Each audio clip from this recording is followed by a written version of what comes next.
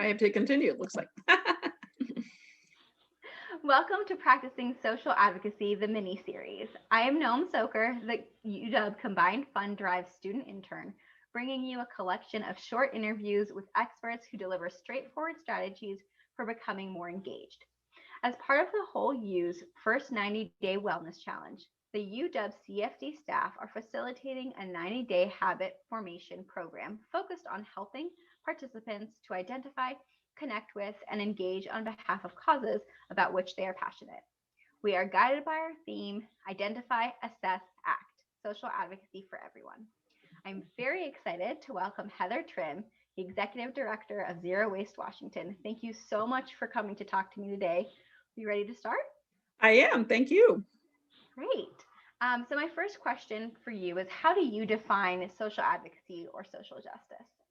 This is a terrific question. And I will say that up front, if the issues involved, and most of our issues now do involve social justice and racial justice, we would defer to BIPOC-led groups and we would be following their lead. So I want to just be right clear up on that up front. But I would define it generally as making change happen from sort of the grassroots up. And having fundamental changes that actually end up having systems impacts over time. So not just a little peanut butter on top, but like actually really changing the system. That's what our general goals are. Definitely. The small changes you make every day do Add add up. up. They do. But Great. there's things that can be reversed. So try to get things in place that are really meaningful and long term, as opposed to things that can easily get turned back. Yeah. So when did you start your journey with social advocacy? So I started in college, which is great since you're doing this for UW. So when I was in college, I'm a scientist, but I got involved with a social activism organization and loved it. So I decided that I wanted my career to be a combination of science and social and social change efforts. So it all started back in college doing student projects. It's amazing. A lot of the folks who have shared have talked about it started young, and it's something that I'm still committed to. And I think that's what I admire so much about the folks like you. It's not changing. It's something that you can commit to and live long term. With that, I'd love to know what your preferred ways are to get involved in social advocacy. So basically to really go deep into what are concerns that people have. So starting with what are the things that people really want to see changed. So that's for me a starting point in general. But I also do feel like the way that we can actually have permanent and lasting changes is getting laws passed or doing lawsuits. And I don't like to jump to lawsuits. We don't actually do lawsuits ourselves, but I did work as a regulator at one point, so I do have kind of that perspective as well. And the deal is that you want to get changes in that are long lasting. And so there's behavior change, and there's getting people to do things over time, but really getting laws changed, policies in place are really where we kind of want to go with the effort. So that means it goes all the way back to looking at new policies, piloting new policies through advocacy for that to happen, talking to manufacturers, for example, can they change some stuff they're doing, and then going up to the next level, potentially the city council, and doing advocacy at that level, and then going up to the state level and ultimately the federal level. So sort of ramping it up from grassroots all the way up to the top, but looking primarily to try to do changes that will not be reversible. Yeah, it's, the little changes do add up, but we need we need the systems to be built in a way that works for everyone. And I agree, the long term, really, that's where it happens. So similar to that, or I'd love to hear a little bit more about what you do and what Zero Waste Washington does. So Zero Waste Washington is a statewide nonprofit. Our goal is to get laws changed at the local level, that city and county, and then the state level, and then a little bit at the federal level. We primarily work in the state, though, not so much federal. And we do that through also helping build the zero waste movement and through doing pilot research projects. So for example, right now we're researching compost and trying to see how we can expand that in the state. And our ultimate goal is to have no trash, make trash an obsolete term in the state. That's great. Having lived in places that don't have easily accessible compost, it's one of my favorite things about Seattle. So thank you for the work that you all are doing with that. Obviously, you've touched on a variety of ways, but can you kind of specifically name a few ways that your work intersects with social advocacy? Okay, so specifically when it comes to social advocacy, what we are talking about are issues, even though we're talking about zero waste, we're talking about recycling and composting and things like that. It is amazing how many times that intersects with human health and with jobs and with worker safety. So for example, toxic chemicals, people don't even know how many toxic chemicals are in different products that they're using. That is a very much a human health, social justice thing, because there are also certain products that are more burdening certain communities, more vulnerable communities.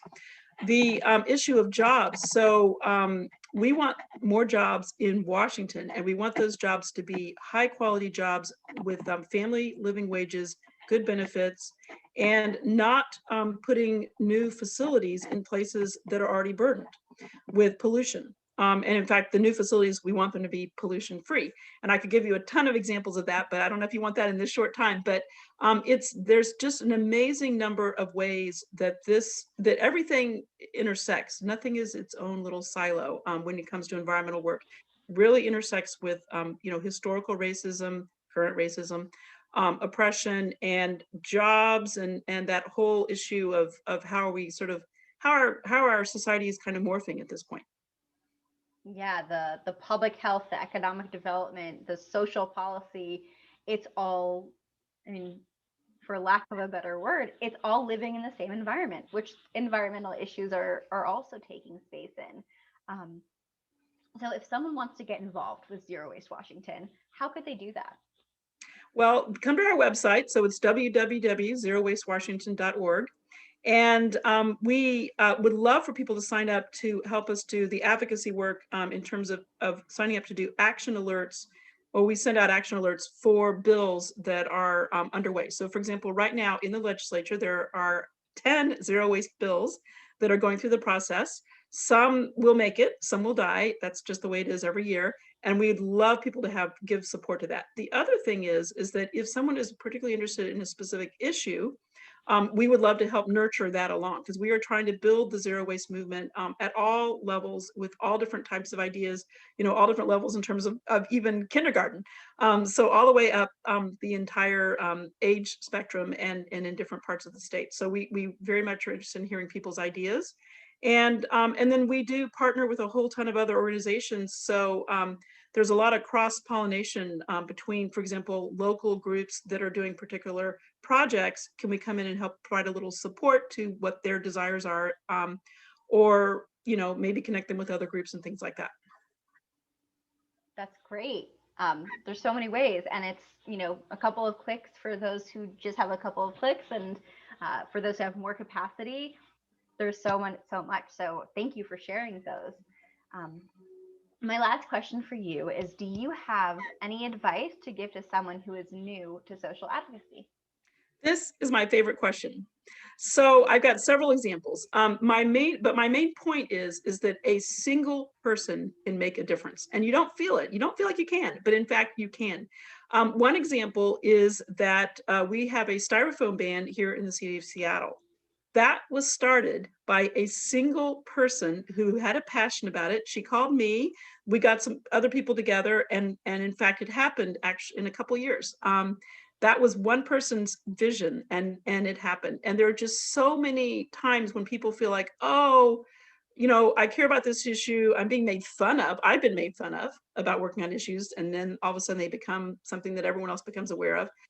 You should stick to your guns. If you think that there is something that should be addressed, stick to it, and you will find that over time, you will find more people who will join your issue. And that really, it's amazing how the little person can actually get things changed. So that's my advice, is don't give up, find others. And with the internet now, you can find others much easier. People think, oh, the system's too big. I can't make it change. And in fact, it's amazing. And look, with the pandemic, look how quickly things have changed. For years, people were saying to us, no, you can't do that. On various things. And everyone, I'm sure, who's listening to this has had that exact experience.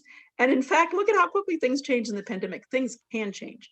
And we aren't stuck with the norms that we had from before. So so again, the one person can actually make a big difference. They just don't think they can always.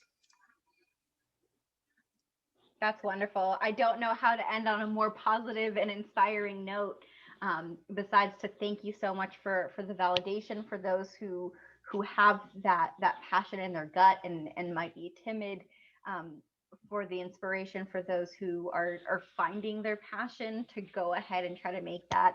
And it's been absolutely wonderful to speak with you and to hear about your work with Zero Waste Washington. So thank you very much. And thank you for doing this series. This is awesome.